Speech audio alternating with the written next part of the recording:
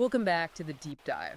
I have to be completely honest with you right out of the gate today. Oh boy, setting the stage early. Yeah, well, usually when we sit down to record these, we are looking at something pretty broad. Right. Maybe we dissect the history of a tech company, or we look at some new productivity hack that's trending on LinkedIn. We usually keep it relatively light.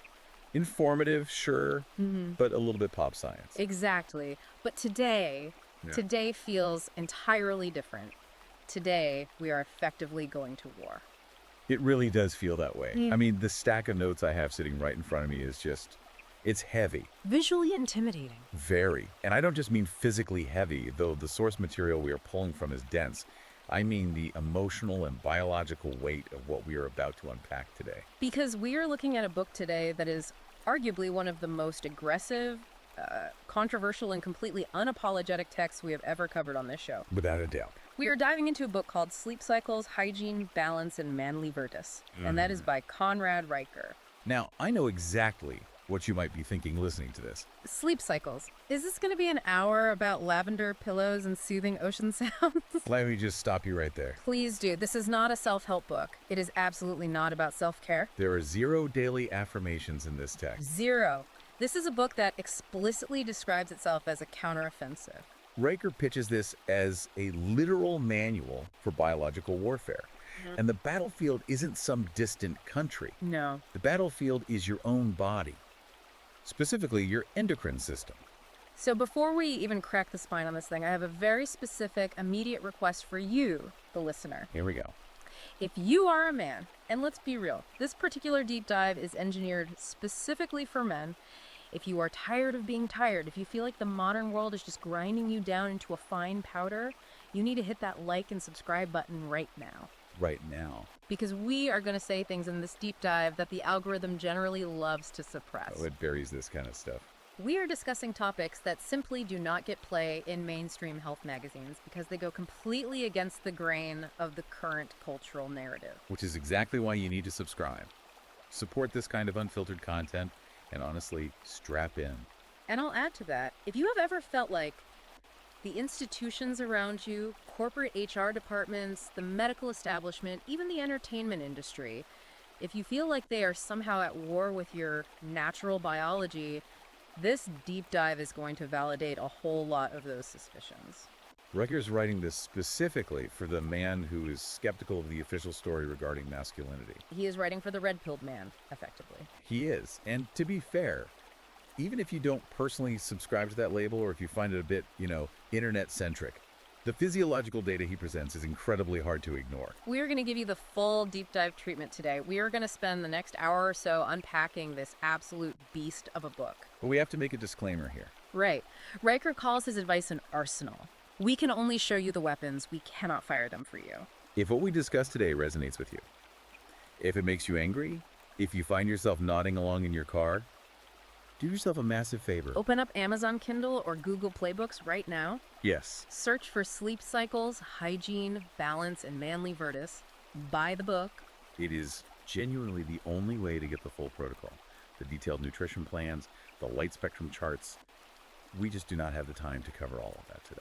And while you're at it, check out his Substack. It's at Conrad Riker. He's publishing updates there that are even more cutting edge than the book itself. The book is just the foundation. Okay, so let's set the stage here. What is the core conflict? Because Riker starts with a very bold, sweeping premise. He does. He says that everything we have been told about sleep, particularly as men, is a fundamental lie. A lie designed for control. That is the crux of his argument.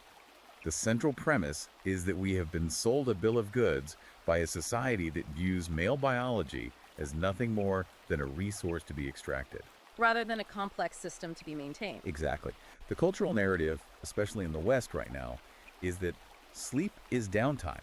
It's laziness. It's what you do when you're dead. Right. If you're a hustler, if you're on your grind, you sleep 4 hours a night and you brag about it on podcasts, Riker flips that entirely on its head. He argues that sleep is actually the absolute foundation of masculine power and sovereignty. Sovereignty.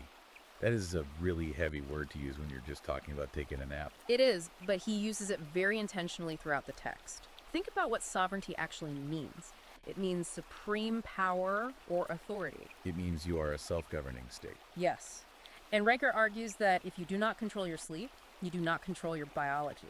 And if you don't control your biology, meaning your hormones, your neurotransmitters, your physical recovery, then you are incredibly easy to manipulate. You essentially become a vassal state to your employer, or to the media, or to whatever outrage machine is spinning that day. So this lie that sleep is for the weak is, in his view, an active mechanism of control.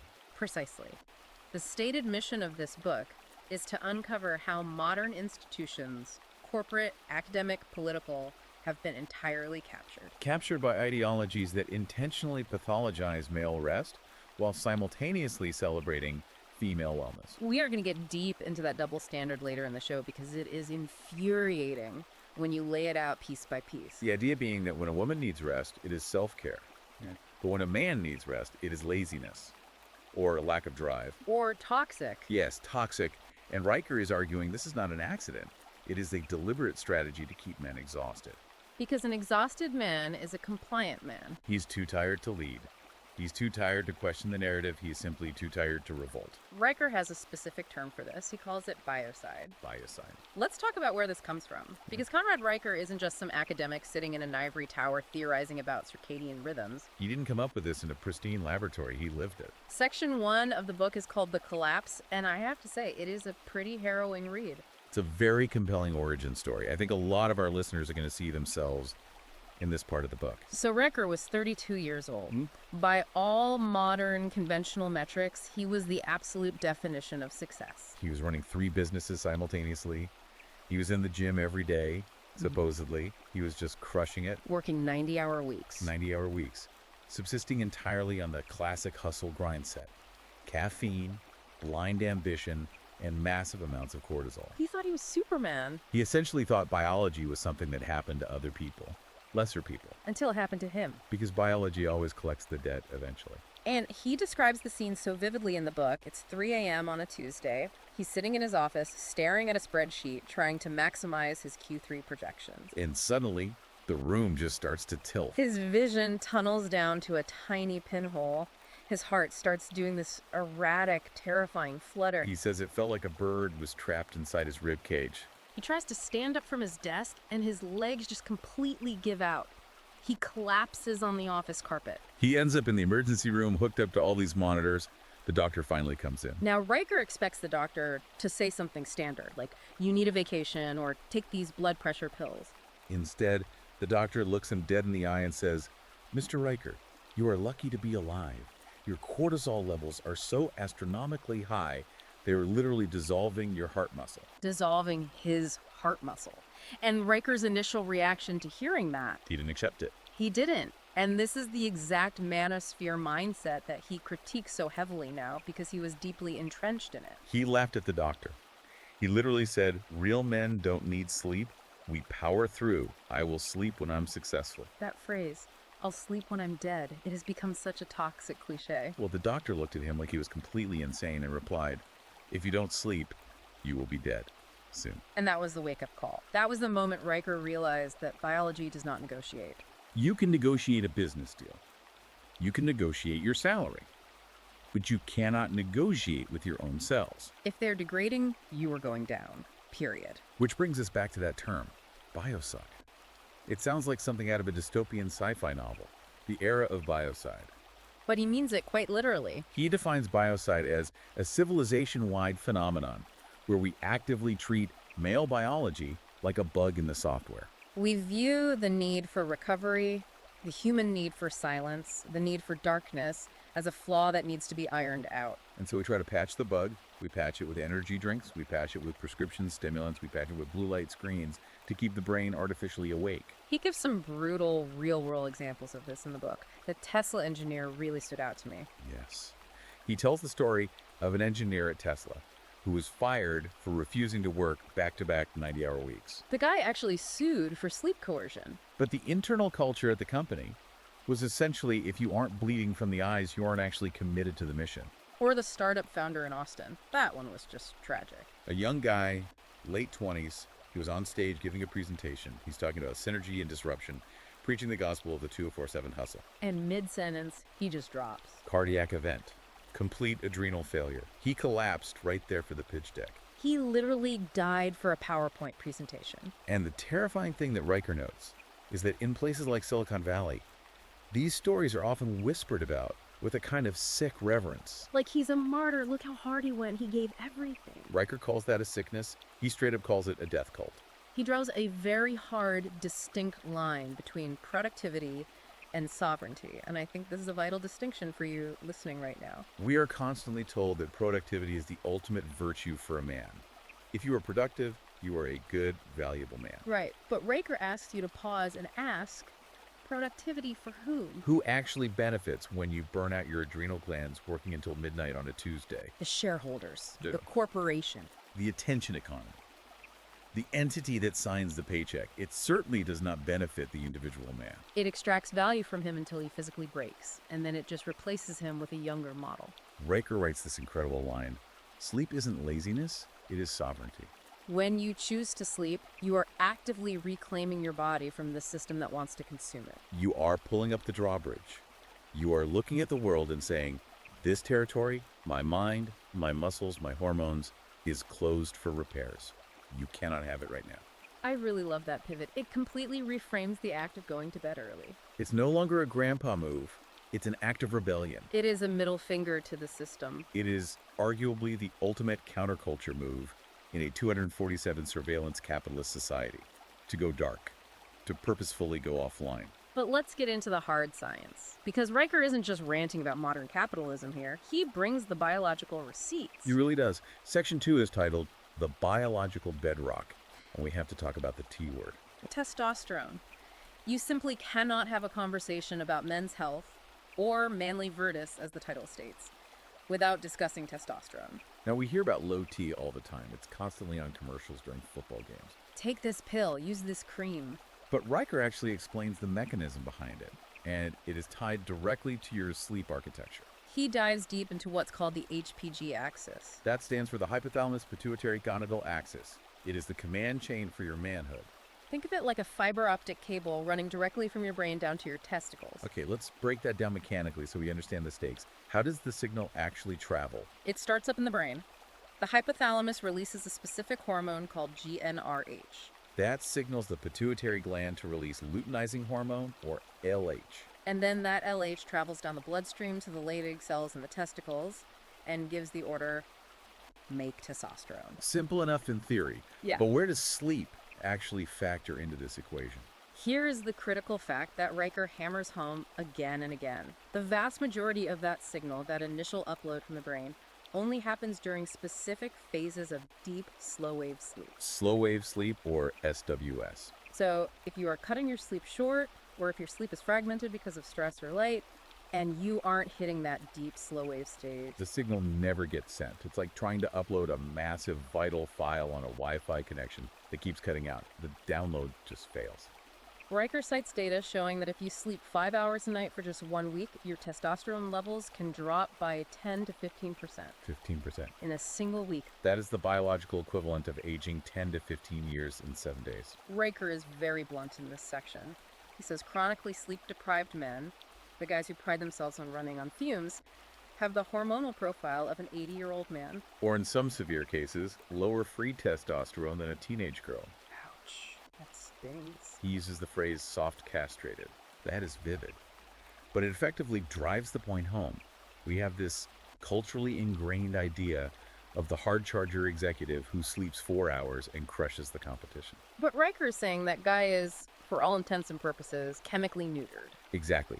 He might be rich, he might be highly productive for his company, but biologically, he is a eunuch. He has no real biological drive, no natural aggression, no recovery ability. He is running entirely on stress hormones, cortisol and adrenaline, which is an incredibly dirty fuel that eventually destroys the engine block. Riker contrasts this modern, soft, castrated male with historical examples, and this is where the book gets really interesting for the history buffs listening. We all have this Hollywood image of the Spartan warrior or the Roman legionary as a sleepless, unstoppable machine. Right. We think of the movie 300. We think they just fought and trained in the mud and never rested. The hustle bros think they're channeling King Leonidas by staying up till 4 a.m. sending emails. But Riker actually studied the historical military texts, the Spartans, the egg gauge, their infamous training program. They were absolutely fanatical about their recovery.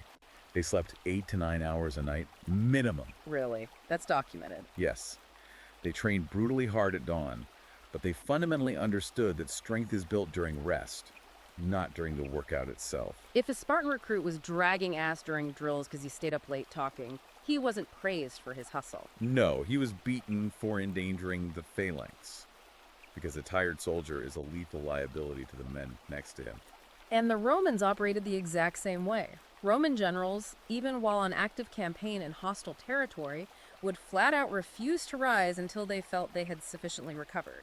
There is a great quote Riker uses, attributed to a Roman commander.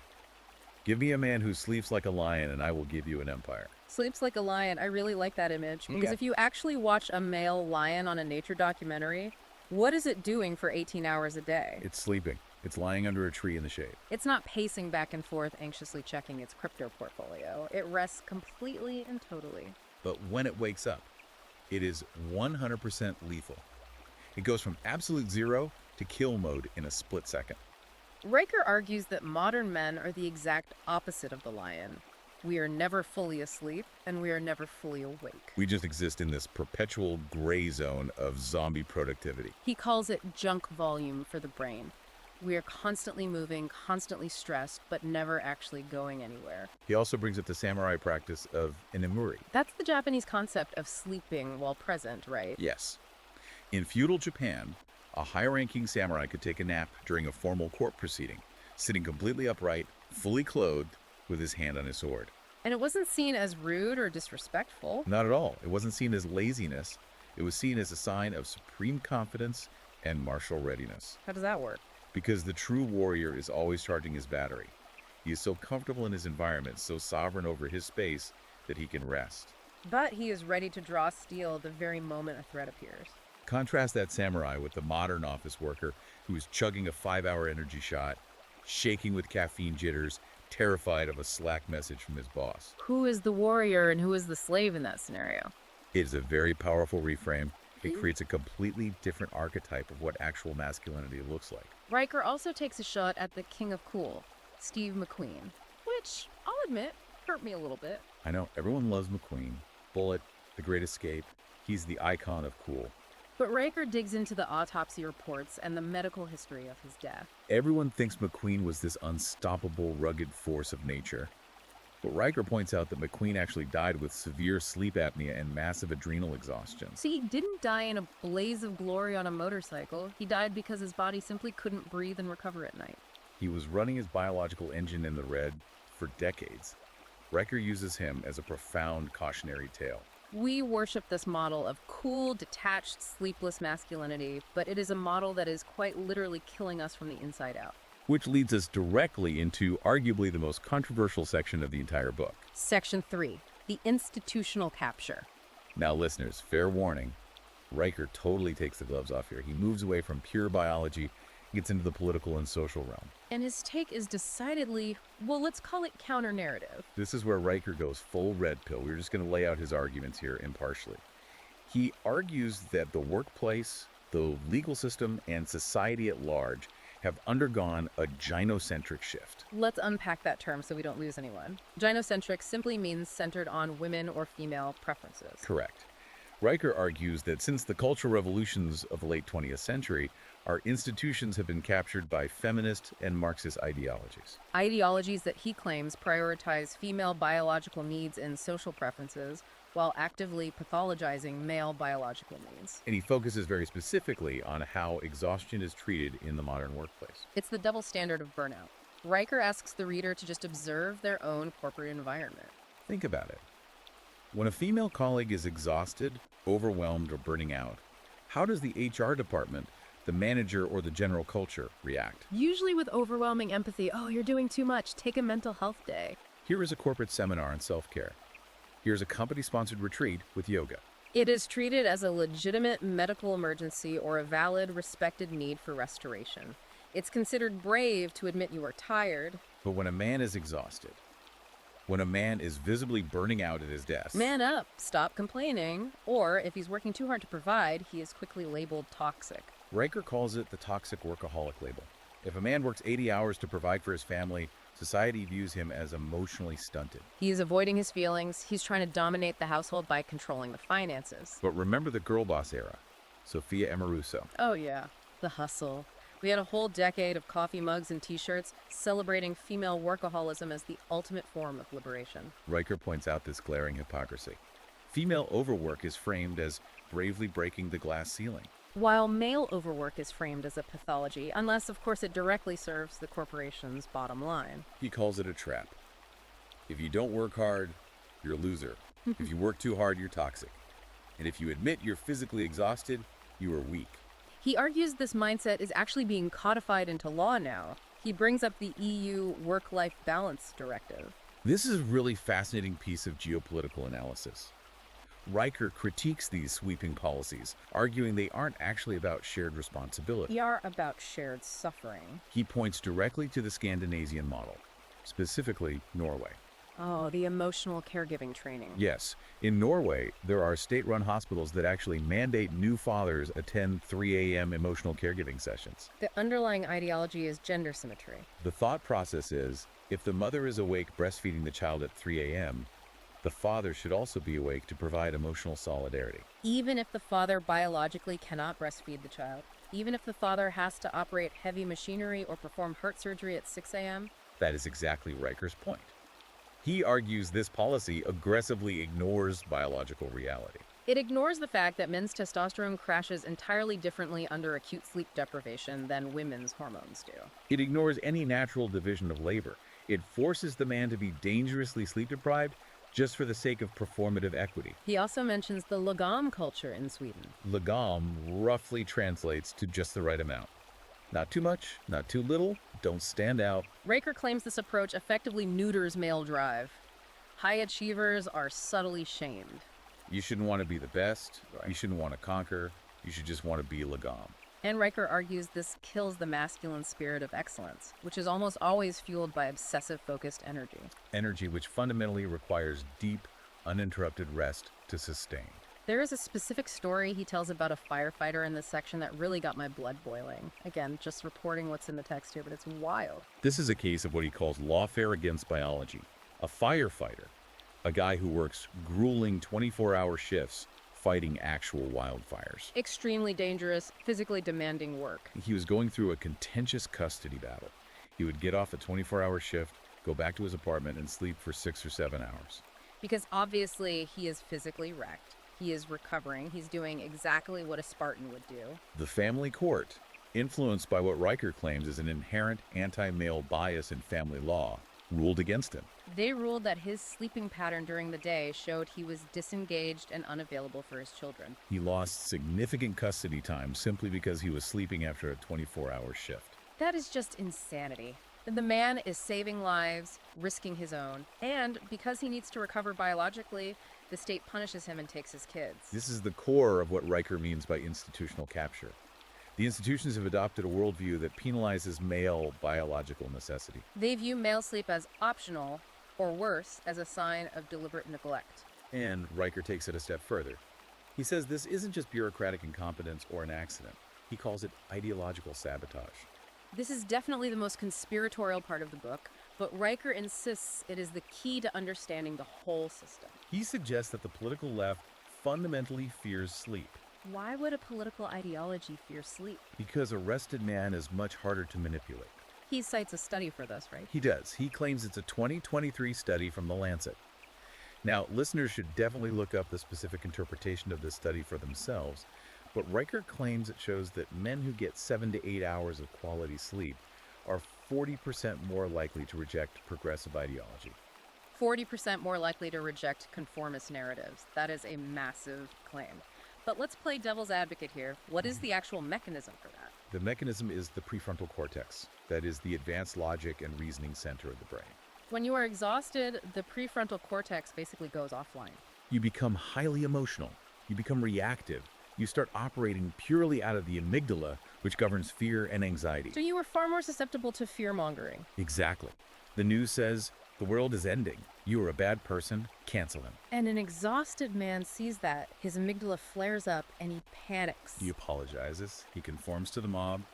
But arrested man, Has his prefrontal cortex engaged. He has the cognitive surplus to look at the mass hysteria and say, wait a minute, this doesn't make logical sense. I am not buying this. So Riker's theory is that the woke mind virus, so to speak, requires a weakened immune system, a sleep-deprived, anxious brain to actually take root and spread. He calls it quiet subjugation. The modern workplace is designed around emotional labor, constant consensus, and endless communication. Areas where female traits often naturally excel. Meanwhile, the biological engine of male assertiveness, which requires deep focus and deep sleep, is intentionally starved out. It makes you think differently about the right to disconnect laws we are starting to see pop up in Europe. Riker totally dismisses them. He says they are way too little too late. He says men do not need a right to disconnect granted to them by the state, like a crumb tossed from the table. They need to seize the right to connect to their own biology. You take it. You don't ask a bureaucrat for permission to sleep. Which brings us perfectly to the enemy that is currently sitting in your pocket. Section 4, the digital parasite. This is the technology piece of the puzzle. And if you think Riker hates HR departments, just wait until you hear his thoughts on smartphones. He literally calls the smartphone a Skinner box. A Skinner box. For those who don't know, that's the classic psychological experiment with the rats and the levers. Right, variable reinforcement. You press the lever, maybe you get a food pellet, maybe you don't. That unpredictability is what creates deep psychological addiction. Riker argues the phone is not a tool anymore. It is a weapon pointed directly at your pineal gland. The pineal gland. That's often called the third eye, biologically speaking. It's the tiny gland in the brain responsible for producing melatonin. And melatonin isn't just some sleepy chemical that makes you yawn. Riker explains it is a master hormone. It's an incredibly powerful antioxidant. It regulates immune function. It physically sweeps the brain for toxins while you sleep. And blue light from your screen completely destroys it. It snipes it out of existence. Riker says the blue light from your phone hits your retina and sends a frantic signal to the pineal gland that screams, "It is noon. The sun is directly overhead. Be alert." At 11 p.m. at night. And he mentions a highly specific, terrifying stat from Pew Research. The average man spends 84 minutes scrolling on his phone in bed before trying to sleep. 84 minutes. That is nearly an hour and a half every single night. That compounds to over 547 hours a year, sitting in the dark, staring at a screen. What are they even doing? Riker calls it the trough. They are consuming outrage porn, softcore thirst traps on Instagram, bad news, endless political arguments with strangers. It's just a digital dopamine lure. Riker says this is an active assault. It is weaponized light, intentionally engineered by behavioral psychologists at big tech companies to keep you anxious, agitated, and engaged. He compares modern tech-addicted men to the Amish. Now, I don't think Riker actually wants us all to move to Pennsylvania and start churning butter. No, but the data he pulls is incredibly compelling. It's all about evolutionary mismatch. The Amish obviously live without electricity in the home. They average 8.5 hours of solid sleep per night. Their testosterone levels remain robust well into old age. This is the key stat. Suicide is almost completely non-existent in their communities. Now compare that to what he calls the screen-glued city man. High anxiety, plummeting testosterone, depression rates absolutely skyrocketing year over year. Riker has a great line in this chapter. Cavemen didn't invent TikTok. Our biology fundamentally assumes that when the sun goes down, the world gets dark and the world gets quiet. When you blast 10,000 nits of artificial blue light into your retinas at midnight, your body genuinely thinks it is under attack. It releases cortisol to prepare you for the threat. But there is no tiger in the bushes. There is no invading tribe. There is just a cat video. Or an angry tweet from a politician. He mentions a fascinating study from West Point that backs this up completely. This was what he calls a weapon upgrade moment for the cadets. Yes, West Point did a study where they took a group of cadets and completely banned all screens after sunset. No phones, no tablets, no laptops. They had to engage in strictly analog downtime.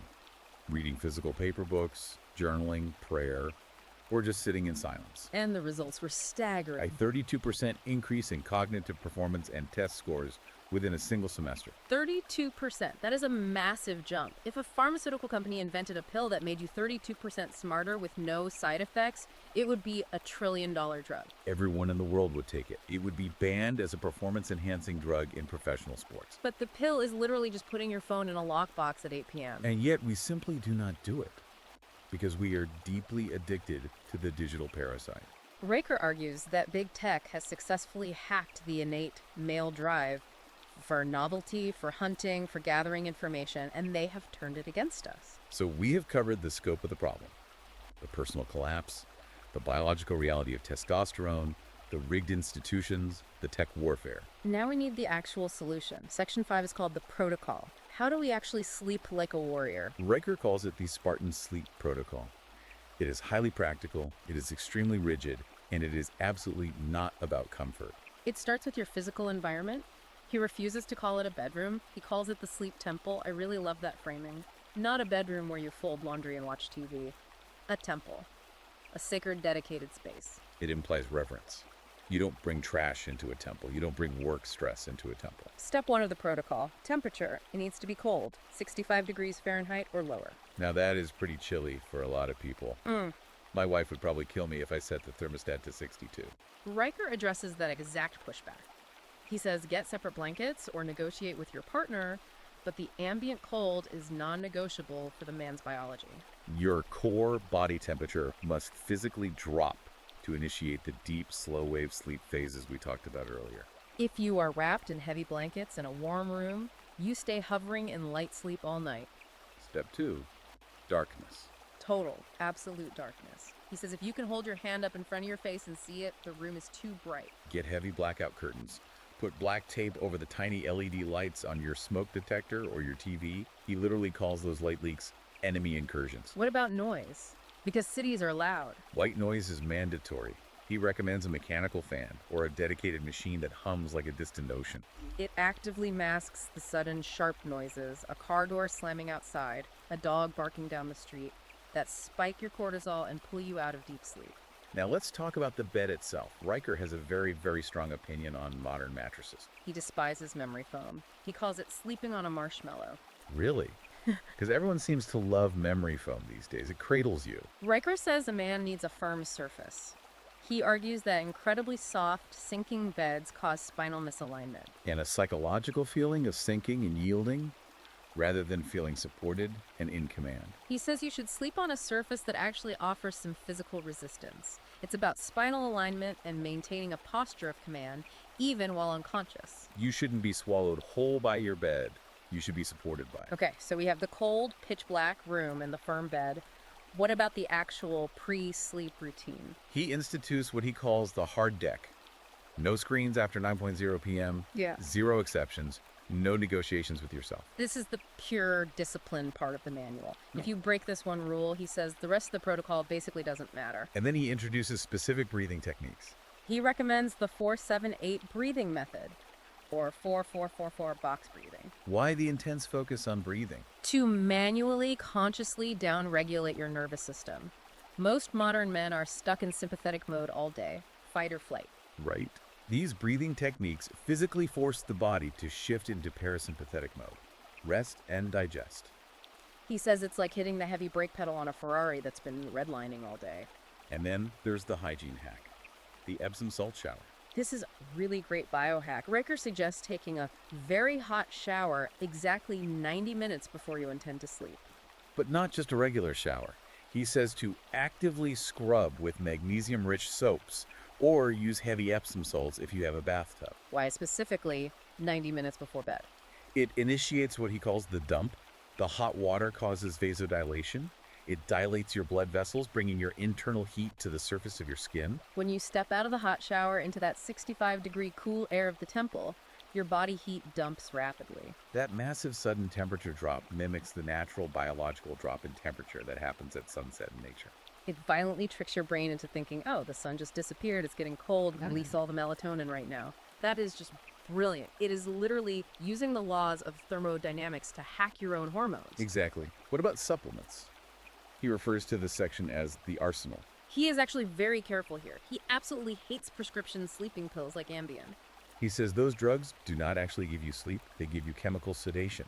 There's a massive biological difference. Sedation does not produce testosterone, it just knocks you unconscious. So what does he actually recommend for the arsenal? Glycine and magnesium. He views these not as crutches or drugs, but as tactical gear for the modern environment. Modern agricultural soil is deeply depleted of magnesium. Most men walking around today are chronically deficient. So taking a high-quality magnesium glycinate supplement is really just restocking the basic fuel your body requires to relax the muscles and calm the racing brain. Before we move on to the final section, I really want to touch on the history lesson he gives about first and second sleep. I had genuinely never heard of this concept before reading this book. It is a fascinating historical deep dive. Riker points out that the idea of sleeping a solid, unbroken 8 hours straight is entirely a modern industrial invention. Before the Industrial Revolution, and specifically before the invention of the incandescent light bulb, which Riker hilariously calls Edison's War on Darkness, men slept very differently. They would go to sleep shortly after sundown. They would sleep for roughly 4 hours. And then around 2 or 3 in the morning, they would naturally wake up. He calls this the wolf watch. Yes. They would stay awake for about an hour or so. They would check the perimeter of the homestead, stoke the fire, pray, meditate, or be intimate with their wives. And then after that hour, they would seamlessly go back to sleep for another 4 hours until dawn. So waking up in the middle of the night isn't necessarily a sign of insomnia. Riker says absolutely not. It is a deeply natural, ancestral masculine rhythm. But our modern medical society pathologizes it. We wake up at 3 a.m., look at the clock, and immediately panic. We think, oh no, I have a sleep disorder. I'm going to be ruined tomorrow. I need a pill. Riker says no. Stop panicking. If you wake up, do not fight it. And whatever you do, do not grab your phone to check emails. Use that hour. Meditate. Visualize your goals. Just be alone with your own mind in the dark. And then you will naturally slip back into the second sleep. That reframing is so powerful. Instead of saying I'm broken, the mindset becomes I am simply tapping into an ancient biological rhythm. Exactly. It removes the anxiety around waking up, which paradoxically is exactly what helps you fall back asleep faster. Now, we are coming down to the wire here. We need to talk about the deeper why. Why does all of this actually matter beyond just feeling a little bit more refreshed in the morning? Section 6. Legacy and Dominion. This is the leadership piece. Riker connects sleep directly to your fundamental ability to lead a family and build a lasting legacy. He tells a very personal story about a guy named Mike, a warehouse worker that Riker was coaching. Mike was the classic guy who was proud of not sleeping. The ultimate I'll sleep when I'm dead mentality. Right. Mike was a very hard worker. He provided. But he was incredibly reactive.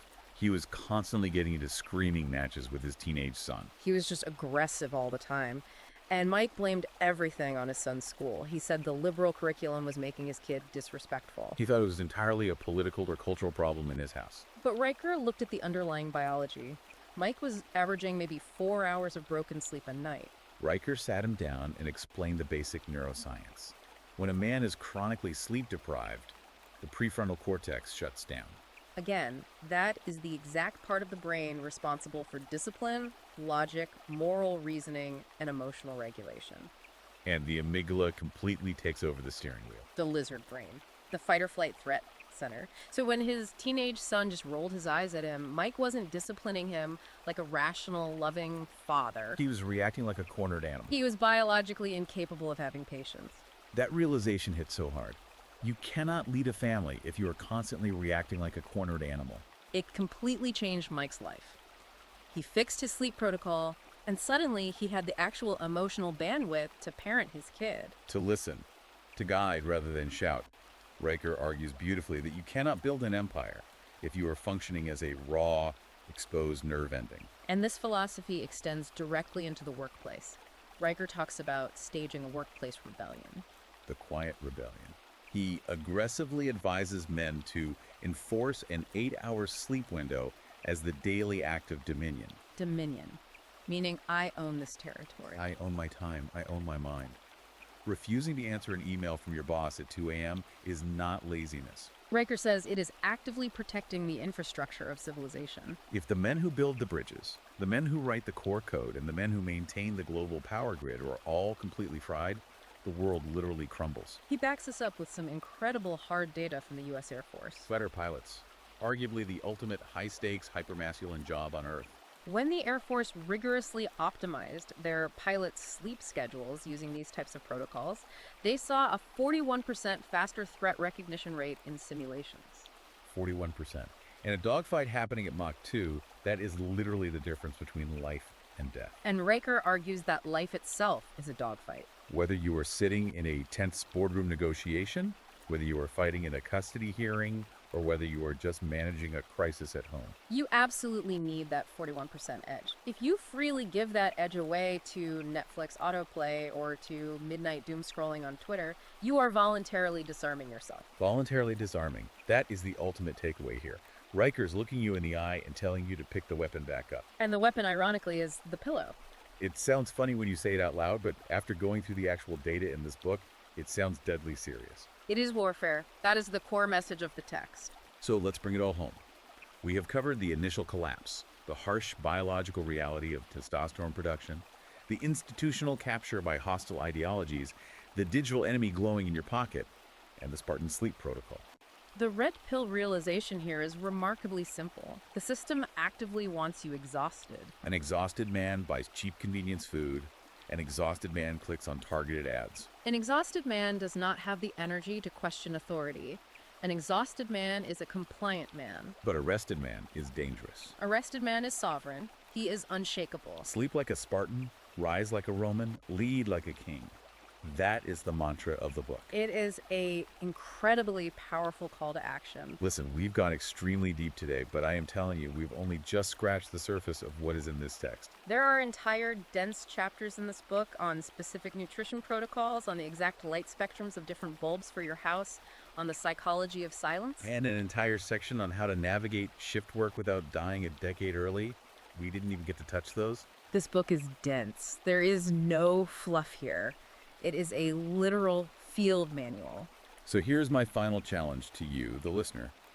If you are ready to stop being a casual casualty in this modern war on your biology, you need this manual. Go to Amazon Kindle or Google Playbooks right now. Right now. By Sleep Cycles, Hygiene, Balance, and Manly Virtus by Conrad Riker. And when you buy it and read it, leave a 5-star review. Riker mentions this specifically in his newsletter. It really helps beat the algorithm. Because the algorithm does not want this information out there. It wants you scrolling, not sleeping. Absolutely. Support the author. Take back your sovereignty. Follow him on Twitter and subscribe to his Substack at Conrad N. Riker. Get on his email list today. He is putting out tactical intel that you simply are not going to find anywhere in the mainstream media. It's forbidden knowledge at this point. And speaking of support, if you appreciated this deep dive today, if you appreciate us being willing to go where other shows won't, make sure you like and subscribe to the deep dive. We are committed to bringing you this kind of high-impact, completely unfiltered analysis, but we cannot do it without you. The war is very real, gentlemen. It is. So tonight, when that phone tempts you, when the next episode button appears on your screen, when the world tries to steal your sovereignty, remember what we talked about today? You are in a battle. Put the phone down, turn off the lights, sleep hard, wake strong, fight on. Fight on. We will see you in the next deep dive.